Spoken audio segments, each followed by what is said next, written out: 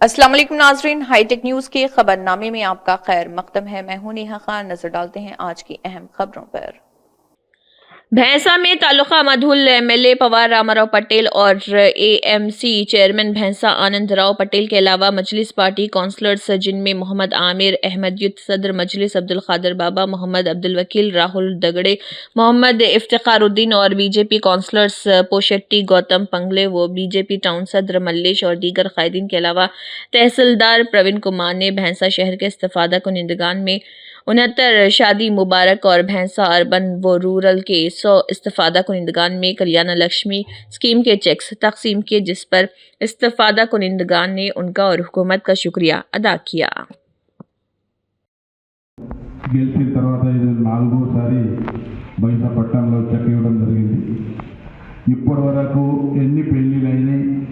Only 104 చెక్లే ఆఫీసులో registration అయిన తర్వాత పెండింగ్ ఉన్న చెక్లు ఉన్నాయి. దాదాపు మా నియోజకవర్గంలో 300 కన్నా పైన చెక్లు పెండింగ్ లేవు. వెంట గౌరవ ముఖ్యమంత్రి గారు, అదేవిధంగా ఇన్ఛార్జ్ మంత్రి గారు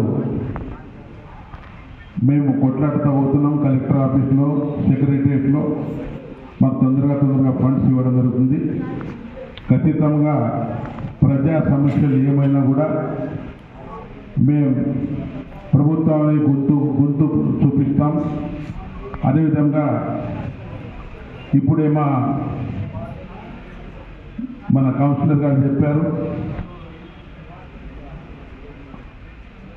రేషన్ కార్డు గురించి ఏదైతే ప్రాబ్లం ఉంది, ఈరోజు రేషన్ కార్డు కానీ, ఇల్లు హౌసింగ్ విషయం కానీ, రైతు భరోసా విషయం కానీ మీటింగ్ నిర్మూలన ఉంది. ఖచ్చితంగా